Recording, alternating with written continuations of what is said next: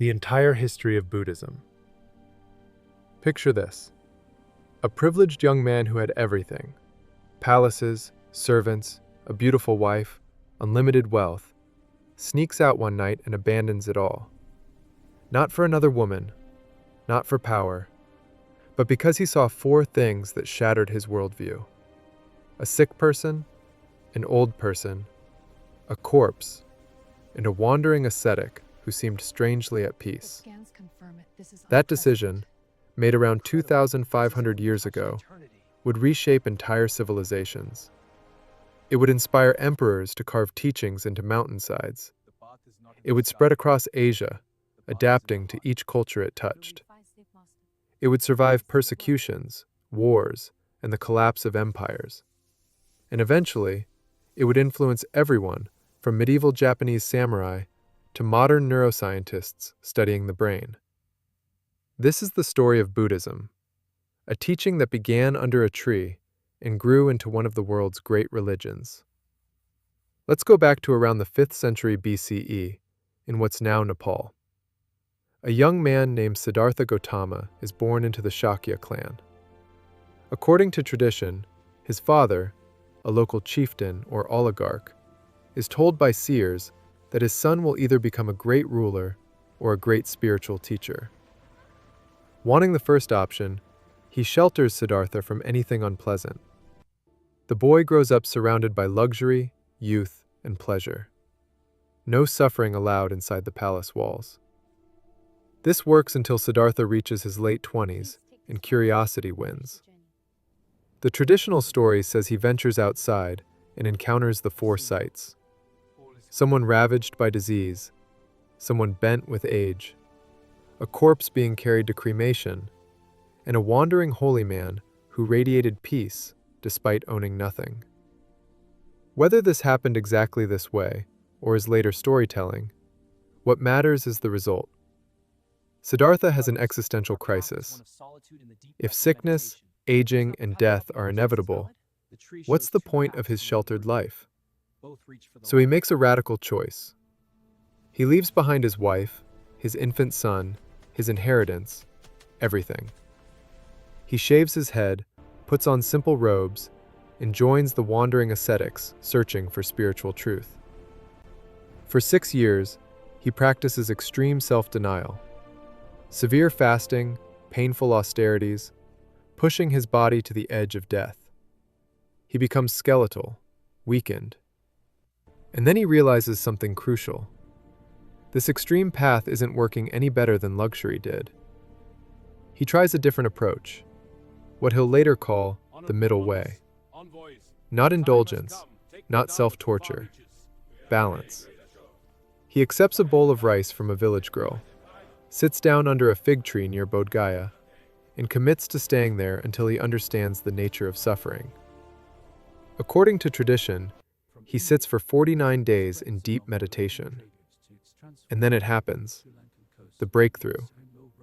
He sees the patterns clearly, how suffering arises, how it perpetuates itself, and crucially, how it can end. He's achieved enlightenment. He's no longer just Siddhartha. He's become the Buddha, the awakened one. The Buddha could have kept this realization to himself. Instead, he spends the next 45 years walking across northern India, teaching anyone willing to listen. And here's what makes his approach revolutionary. He doesn't claim to be a god or demand blind faith. He tells people, don't just believe me because I said it. Test these teachings yourself. His core message? The Four Noble Truths. Life involves suffering, not just pain, but dissatisfaction, impermanence, the anxiety of existence. This suffering has a cause: craving, attachment, the constant thirst for things to be different than they are. But here's the good news: suffering can end. And there's a practical path to ending it: the Eightfold Path, covering ethics, meditation, and wisdom. People from all backgrounds are drawn to this. The Buddha accepts both men and women into monastic life, radical for the time. He welcomes people from all castes in a society obsessed with social hierarchy. By the time he dies around 400 BCE, he's created a substantial following. But then comes the challenge: preserving his teachings. The Buddha never wrote anything down.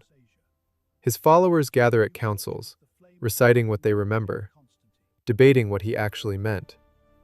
They compile vast collections of his discourses, the Tripitaka, the Three Baskets. And almost immediately, they start disagreeing.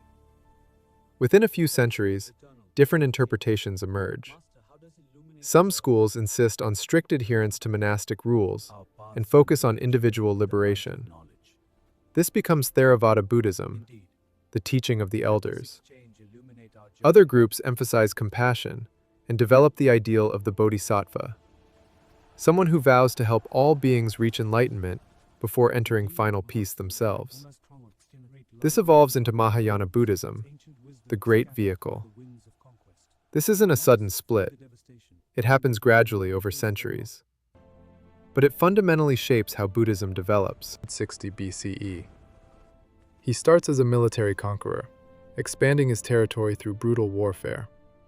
Then, after a particularly bloody campaign in Kalinga, where thousands die, something shifts.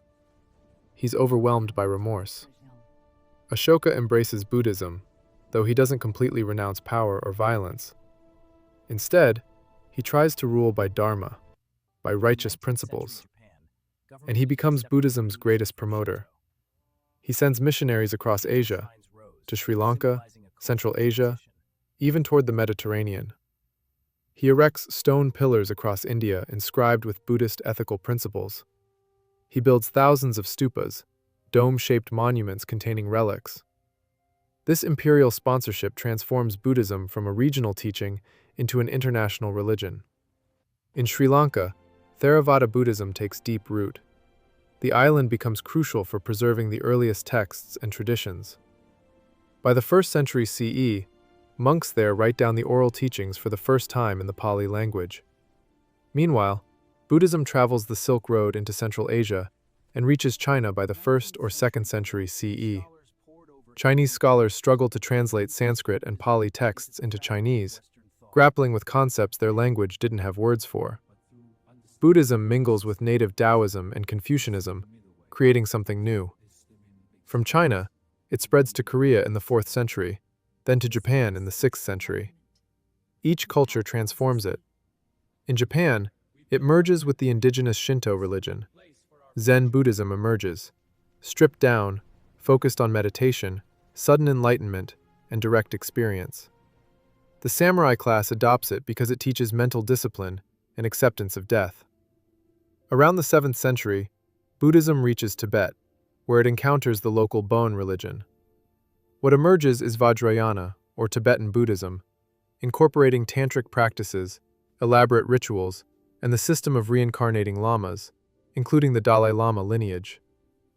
In Southeast Asia, Thailand, Cambodia, Burma, Laos, Theravada Buddhism becomes deeply embedded in culture. Kings legitimize their rule through Buddhist virtue. Monasteries become centers of education. By the year 1000, Buddhism has spread across most of Asia, adapting to each culture while maintaining core teachings. But Buddhism faces serious challenges. In India, its birthplace, a Hindu revival begins around the 8th century. Philosophers like Adi Shankara challenge Buddhist ideas philosophically. Royal patronage shifts back to Hinduism. Buddhism starts losing ground. Then come the Islamic invasions of the 12th and 13th centuries. While there are instances of peaceful coexistence and even dialogue between Buddhist and Muslim scholars, the military campaigns devastate Buddhist institutions. The great University of Nalanda, the finest Buddhist learning center in the world, is destroyed around 1200 CE. Libraries burn. Monks flee or are killed. Eastern and Western, religious and secular. Scientific studies examine meditation's effects on the brain. Mindfulness-based therapies help people with stress and anxiety. Buddhist ideas influence psychology, philosophy, and even business. So here we are, 2,500 years after a confused seeker sat under a tree. Buddhism has around 500 million followers worldwide, making it the world's fourth largest religion. It exists on every continent, in dozens of forms.